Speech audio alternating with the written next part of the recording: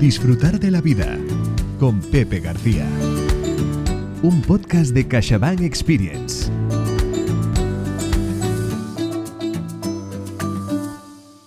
Bienvenidos a un nuevo podcast de CaixaBank Experience, Disfrutar de la vida. Si queremos disfrutar de la vida con esta iniciativa de CaixaBank Experience y plataforma editorial, hoy vamos muy bien. Nuestro invitado es Pepe García, conocido como el Estoico. Es licenciado en Derecho con un máster en Liderazgo y Dirección de Equipos. Es autor también del libro Siempre en Pie, editado por plataforma editorial. Pepe García nació en Manzanares en 1987. Es conocido como el Estoico y muy conocido. Es licenciado en Derecho con un máster en Liderazgo y Dirección de Equipos. Su pasión por la lectura y el estoicismo le llevaron a dar un giro a su carrera, creando en el año 2019 elestoico.com y el podcast El Estoico, que cuenta, atención, en estos momentos, con más de 2 millones de escuchas. Desde entonces, Pepe se dedica a divulgar filosofía estoica y nos ayuda, por tanto, y mucho a vivir. Vamos a entrar en conversación con Pepe, alguien que ha merecido entre tantos elogios de gente conocida y no tan conocida, pero en este caso de gente tan notable como Marcos Vázquez, autor de Invicto. ¿A quién cito? Dice Marcos Vázquez: dicen que los buenos maestros enseñan y que los mejores inspiran. Pepe es capaz de enseñar, pero también de inspirar. Y este libro es un buen ejemplo. Fin de la cita. Pepe, bienvenido. Muchas gracias, Jordi. Encantado de estar aquí. Gracias por invitarme. Abrir el micrófono para escuchar a alguien que nos ayuda a entender las ventajas del estoicismo es un lujo. Y con tu permiso empezamos las preguntas. Para los fieles oyentes de este podcast, que tanto quieren disfrutar y aprender, que son gente curiosa y que quiere crecer humanamente, ilústranos, ¿qué es el estoicismo? Pues el estoicismo es una filosofía helenística, antigua, tiene ya 2300 y pico años, y a mí me gusta definirla de dos maneras. Tomo prestada la definición de Pierre Hadot, que fue un académico francés, filósofo que falleció hace poco, que dice que la filosofía estoica es el arte de dominar el discurso interior. Y creo que es una forma muy bonita de describirlo. Y a mí me gusta añadir también que es el arte de diferenciar lo que está bajo tu control de lo que no, y actuar en consecuencia, poner toda nuestra energía, toda nuestra atención, todas nuestras buenas intenciones en lo que podemos controlar y tratar de aceptar con la mayor serenidad posible aquello que se escapa a nuestro control. Yo diría que es una buena definición. Pues quien lo esté escuchando puede apretar un momento el stop y rebobinar, porque de este minuto lo que nos has contado hay muchísimas enseñanzas a aplicar en la vida cotidiana y eso nos hace pensar y reír, tener más ganas de vivir. Escucha, cuéntanos, ¿cómo llegó, por favor, cuéntanos, cómo llegó a ti el estoicismo? ¿En qué momento y qué impacto tuvo en tu vida profesional y personal? Pues llegó gracias al algoritmo de YouTube. Muchas veces demonizamos a los algoritmos, y yo incluido. Y estaba viendo vídeos y de repente me saltó uno y decía el sistema operativo mental que te ayudará a afrontar mejor las dificultades o algo así exactamente, no lo recuerdo. Y empecé a verlo y me gustó muchísimo. Y dije, oh, qué bueno todo esto. Y ya seguí investigando, profundizando en el infinito mundo de Internet y empecé a ver pues muchos más autores, libros, ya Séneca, Marco Aurelio, etcétera. Y así empecé a conocer a los estoicos, luego ya profundizando en ellos, y el impacto fue inmediato, porque muchas veces, como me gusta decir, a mí también me gusta mucho, por ejemplo, meditar y me interesan las ideas del budismo, pero también es cierto que a veces la meditación pues, puede tardar unas semanas en tener un impacto en tu vida, pero si yo te digo que diferencias lo que está bajo tu control de lo que no, es algo que puedes hacer ahora mismo y en lo que te puedes centrar ahora mismo. Entonces vi que era muy práctica, muy fácil de aplicar hasta cierto punto y muy inmediata. Entonces me encantó por eso. A nivel profesional me impactó muchísimo. Yo ya tenía algo de estoico sin saberlo, ¿no? Siempre he intentado hacer las cosas lo mejor posible y, y a nivel personal pues me ha dado una serenidad, sobre todo ante lo que no puedo controlar, ¿no? Yo siempre he tendido, y creo que esto viene de mi madre, ¿no? A preocuparme mucho por el futuro, y el estoicismo me ayudó a entender que el futuro no está bajo mi control y que simplemente, como dice Marco Aurelio, si me centro en lo que tengo ahora, en crear unas buenas herramientas, cuando llegue ese futuro tendré buenas herramientas para afrontarlo. Qué bonito es escucharlo. Para los que nos escuchan, quiero comentar una anécdota. Yo tengo la suerte de conocer personalmente a Pepe García. Nos hemos visto en Madrid, nos hemos hablado, nos hemos dado un abrazo. Irradia una alegría serena y eso es muy fuerte y muy bueno y muy sano y muy reparador. Y, y al escucharte esta frase del algoritmo y la suerte, la causalidad o la casualidad, no lo sé, lo que sea, pero creo que le tendremos que mandar tu libro a Jorge Drexler, que tiene aquella canción que dice que viva la ciencia y la filosofía, porque igual añadirá en un remake el algoritmo y el estoicismo. Le Qué tenemos que bonito. mandar tu libro dedicado, porque nos hará venir también él con sus canciones ganas de vivir como leyéndote o escuchándote. Escucha, esto es sensacional. Y entonces, cuéntanos, ¿el estoicismo puede ayudarnos a alcanzar una felicidad imperturbable o algún tipo de felicidad? ¿Cómo nos puede ayudar el estoicismo? Yo creo que sí, yo creo que sí. Por felicidad imperturbable tampoco quiero, o no entiendo, o no he experimentado que sea eterna, ¿no? Creo que la felicidad, la imperturbabilidad son momentos. Esto también lo hemos hablado tú y yo, la lentitud, el saber estar presente. Los neurocientíficos hablan mucho de la red neuronal por defecto, ¿no? Y dicen que prácticamente en torno al 47% del tiempo que estamos despiertos estamos distraídos, ¿no? Y como dice aquel poema, no estás deprimido, estás distraído. Entonces, si uno está distraído es muy difícil que se sienta feliz o que se sienta sereno. Y los estoicos pues también tenían estas prácticas de traer la atención al momento presente una y otra vez. Como decía Marco Aurelio, tratar de hacer lo que tienes delante con la mayor atención posible, como si fuera lo último que hicieras. Y yo creo que la felicidad, la imperturbabilidad, la serenidad va por ahí, va por aprender a estar presente, aprender a bajar el ritmo, aprender a disfrutar de las cosas, a vivir un poco más lento. Y cuando uno hace eso, pues irremediablemente se siente un poco mejor. La neurociencia em, también liga estos sentimientos de presencia a, a unos mayores estándares de felicidad o de bienestar. Entonces creo que lo que los filósofos antiguos nos decían tiene mucho sentido y la ciencia lo está demostrando. Es muy interesante, ¿no? Ver cómo lo que hablábamos el otro día, aprender a bajar el pistón un poco y poner presencia y atención y amor en lo que hacemos, ayuda mucho a la felicidad y los estoicos, evidentemente, lo hacían. Entre cada una de las preguntas es como cuando estás en una degustación de quesos. Son tan importantes las respuestas que tenemos que poner entre algunas preguntas una aceituna en medio para que nuestro paladar se serene, ¿no? Entonces contaré algo que recuerdo de Oscar Wilde cuando decía aquello de que entre un amor eterno y un capricho es que el capricho dura algo más, ¿no? Siendo un poco cínico.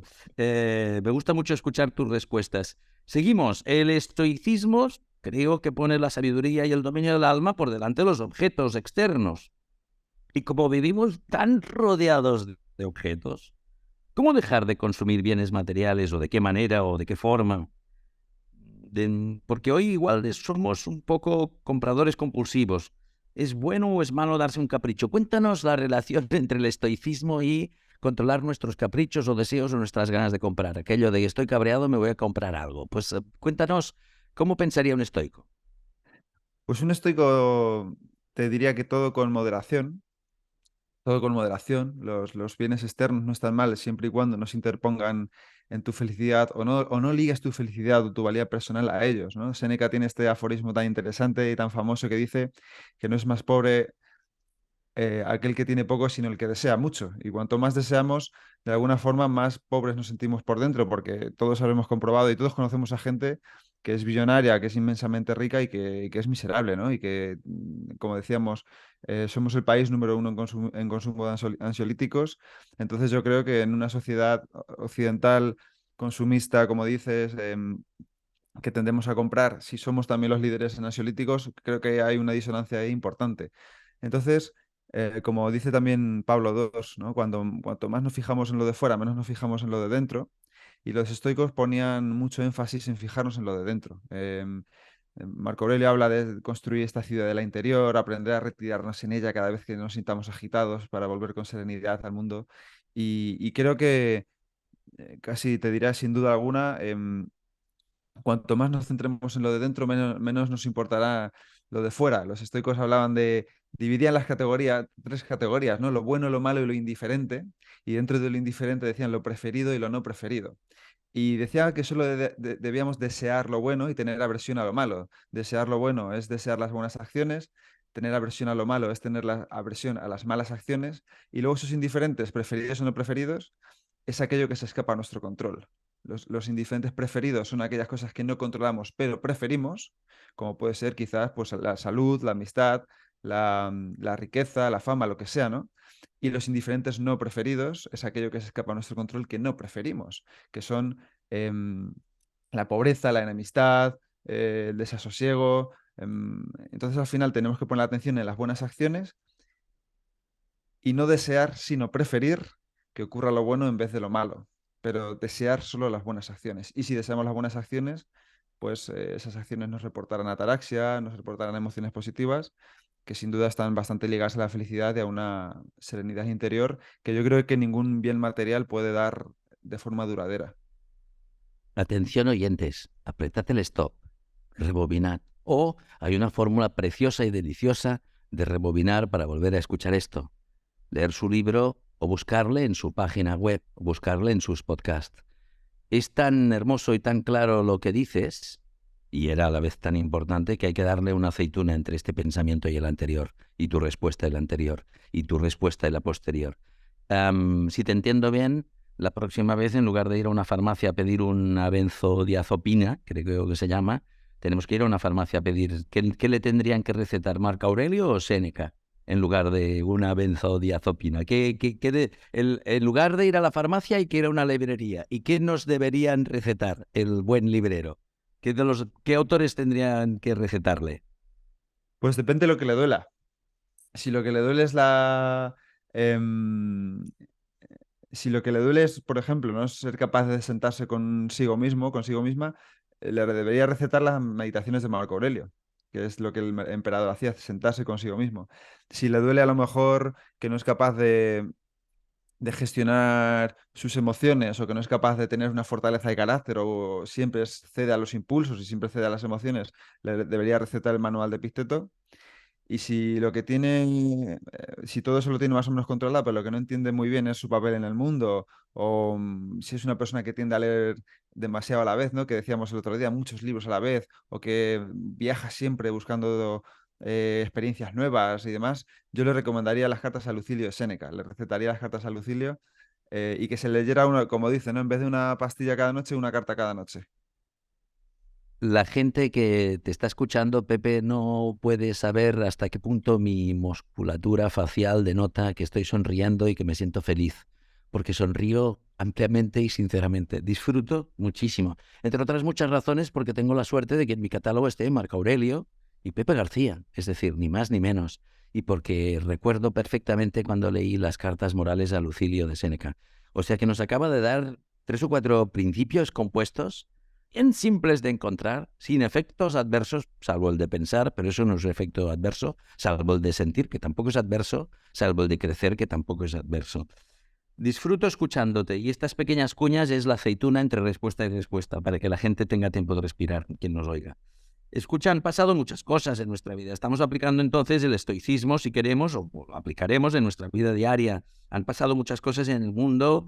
Tras la pandemia ha resurgido el leer, el pensar, el buscar respuestas. ¿Qué futuro tiene el estoicismo? ¿Qué nos va a pasar con el estoicismo? ¿Qué nos va a pasar para el mundo de... Ya estamos en el presente, el pasado ya pasó. ¿Qué va a pasar en el futuro? ¿Qué rol va a tener el estoicismo en nuestra vida futura? Quien se quiera apuntar a esto.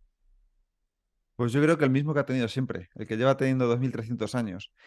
Y creo que esto será así porque si tú a Marco Aurelio o a Séneca les hablas del iPhone o les hablas de un podcast o les hablas de CaixaBank o les hablas de la inteligencia artificial, no tienen ni idea de qué le estás hablando. Pero si vuelves me voy más atrás, a Sócrates todavía, y les dices, oye, mira, que es que tengo miedo, que es que no sé gestionar mi ego, que es que no sé qué me pasa, que es que no sé quién soy, que es que busco la felicidad en acumular demasiadas cosas, pero no sé gestionarme a mí mismo.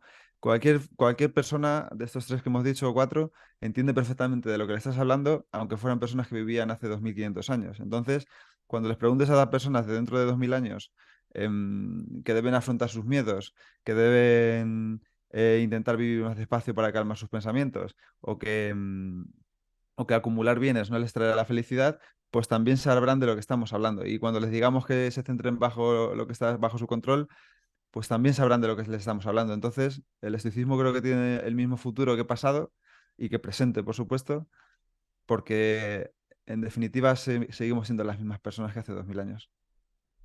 Para los que nos están oyendo, de nuevo introduzco entre una respuesta y otra la sensación, la constatación, la felicidad de notar que algo que es útil fluye y es sólido y es auténtico y tiene sentido. Y me hace muy feliz. Escucha, en tu libro hay ejercicios que recomiendas para que seamos prácticos y nos ayuden a vivir mejor. Danos un par de pistas de los ejercicios, así la gente sabrá qué encontrar en tu web o en tus podcasts o en el libro. Quien te quiera seguir y aplicar lo de Marco. O sea, si entiendo bien, existe el mundo antiguo, el estoicismo, y tu foro es como un espacio de iniciación y de descubrimiento. Eres como un guía en este mundo, ¿no? Eh, ¿Con qué tipo de ejercicios nos encontraremos? Pues encontraremos muchos ejercicios prácticos para el día a día, para la vida moderna, sobre todo, que es la que vivimos. Veremos ejercicios para entrenar la atención, ejercicios para aprender a diferenciar lo que está bajo nuestro control de lo que no, ejercicios para tener la muerte presente, ¿no? Como elemento de finitud que nos une a todos y nos ha unido siempre y nos seguirá uniendo, y vivir mejor gracias a ella. Y sobre todo me gusta decir que la práctica del estoicismo debe ser estructurada, debe ser continua pero estructurada.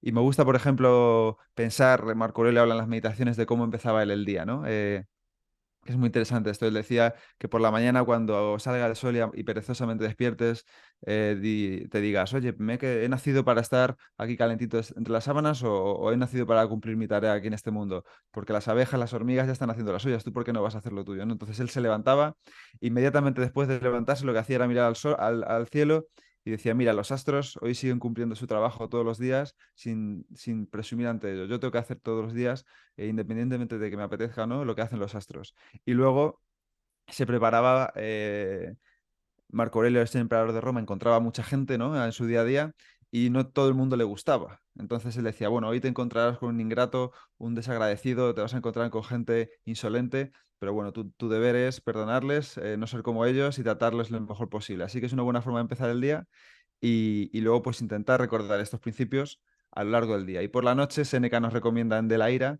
hacer un examen de conciencia y repasar nuestras acciones, qué hemos hecho bien, qué hemos hecho mal y qué podemos hacer mejor el día siguiente. Y si hacemos estos ejercicios mañana y noche, pues indudablemente nuestra vida cambiará mejor. Llevo 30 y pico años siendo editor y leyendo libros y disfrutando cosas. Pocas veces he sentido la intensidad, la gratitud, la facilidad, la inmediatez, la claridad y el reconocimiento al escuchar a alguien de algo que es tan claro, tan contundente, tan natural, tan fácil. El bosque de palabras de tu libro, los oyentes no lo pueden ver, pero el bosque de palabras de tu libro señala la enorme presencia que tienen palabras como nombres como Epícteto o estoicos y Séneca, pero también palabras como la vida, lo mejor, el ejemplo, el momento, la virtud. Y una palabra clave que es la atención. Vamos a terminar la entrevista, atención, con mucha atención, con dos preguntas, solo con dos preguntas. Una, si dicen que los buenos maestros enseñan y los mejores inspiran, y esto lo hemos visto, que lo decía Marcos Vázquez de ti, ¿qué maestro o maestra lo ha conseguido contigo y cuál es tu estoico por excelencia y por qué? Esta es la penúltima pregunta y luego iremos a la última. ¿Qué buenos maestros enseñan e inspiran? ¿Cuáles lo han hecho contigo y cuál es tu estoico por excelencia y por qué? Pues mira, voy a coger la palabra maestro en el sentido más literal de la palabra, y tuve un profesor de literatura en bachillerato que se llamaba Antonio Valero, que nos regaló un Quijote a todos los alumnos y nos lo dedicó. Y hace poco volví a mi pueblo y miré ese libro dedicado de 2003, hace 20 años ahora, y ponía para Pepe que algún día inspirará a los demás con su ejemplo. Y yo en ese momento no entendí nada de lo que se refería, y el otro día casi me pongo a llorar, ¿no? Entonces, ese profesor fue uno de los que más me animó a leer siempre, a criticar lo que leía, y también mi padre, ¿no? Que siempre tiene un libro en la mano. Esos son, vamos a llamarlo, maestros más de la tierra, ¿no? Más terrenales. Y luego,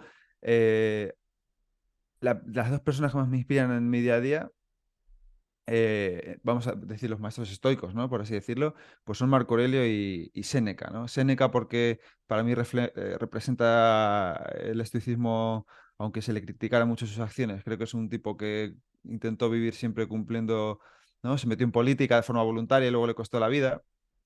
Creo que eso es el mayor ejemplo de estoicismo. Desde el exilio siguió escribiendo, siguió enviando cartas a Roma para que se publicaran. Y luego Marco Aurelio, porque sus libros, sus reflexiones, sus meditaciones son quien él era, no, o quien intentaba ser, que eso es muy importante también, ¿no? Porque al final nadie somos exactamente quienes somos, pero sí quienes intentamos ser.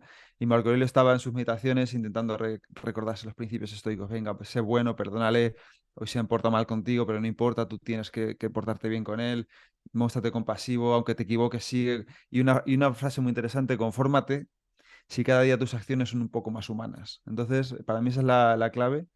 Y yo diría que estos son mis maestros y mis estoicos más inspiradores, la verdad. Si el momento en el que se emita este podcast, si estamos tan controlados como parece que estamos, los movimientos en las ciudades, pequeñas y grandes, pueblos y donde sea, detectarán que hay un flujo de personas que están yendo a librerías a buscar libros de Marco Aurelio, de Pepe García y de Séneca. Porque este podcast tendría que generar muchos cambios en futuro en personas que quieran vivir mejor. Me hace muy feliz haber formado parte de este podcast. Y para terminar, una pregunta que no estaba en el guión y que espero que a Pepe le parezca bien. Vais a ser padres por vez primera. Que cuando hagas de los muchos regalos que le harás a vuestra hija, ¿qué le contarás cuando le cuentes del modo que sea, en el momento que sea y del modo en la aproximación que sea? ¿Qué le contarás del estoicismo en relación a la vida de tu hija? Pues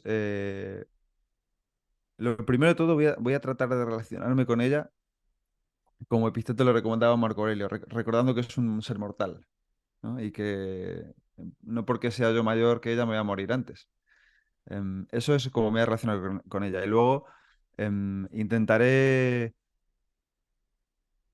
hacerle entender, y ella creo que también verá a lo largo de la vida, que al final, como dice Naval Ravikant, que es un filósofo que me gusta mucho, la autoestima es la reputación que tienes contigo mismo. Y, y que la mayor forma de estar tranquilo con uno mismo es actuar bien. Mucha gente no lo entenderá, mucha gente te criticará independientemente hagas lo que hagas, eso va a pasar siempre. Entonces que aprenda a vivir con eso, pero sobre todo que aprenda a centrarse en lo que hay de piel para adentro, ¿no? Y en que actúe bien, que se porte bien con la gente, que si le hacen daño no lo tiene que responder haciendo daño, que, mm, que viva en el momento presente, que intente valorar las pequeñas cosas. Hay una frase por ahí también de Naval que me gusta. Dice, si no eres capaz de valorar un café, tampoco sabrás valorar un Ferrari. Y la vida, como hablábamos también, em, se compone de esos pequeños momentos. Entonces, tratar de ser buena persona, como dice nuestro querido Alex Rovira, buena persona, buen profesional y buen ciudadano. Y si hace eso, estaré súper orgulloso y súper contento.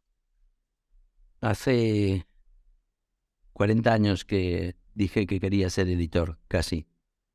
Y en CaixaBank Experience nos han encargado de hacer un podcast muy bonito para disfrutar de la vida. Creo que hemos inaugurado un podcast que podría tener de subtítulo Vaya que sí, disfrutar de la vida. Pepe García, ha sido un placer hacer este podcast y si hemos conseguido tanto como la gente merece, disfrutarán de Séneca, disfrutarán de Marco Aurelio, disfrutarán de tu página web y de tus podcasts y disfrutarán, espero que mucho, de tu libro Siempre en Pie. Larga vida al estoicismo y qué suerte que hemos compartido hoy este podcast para CaixaBank Experience sobre disfrutar de la vida. Y añado, vaya que sí. Gracias, Pepe. Muchas gracias a ti, Jordi. Es un privilegio y encantadísimo. Podéis contar conmigo para lo que queráis. Y en el próximo capítulo nos acompaña Gregorio Luni, quien comenzó estudiando magisterio, se licenció después en pedagogía y se doctoró en filosofía. Con él aprenderemos sobre el fomento de la lectura. Síguenos en las redes sociales de CaixaBank Experience para disfrutar de un contenido que te hará la vida más fácil.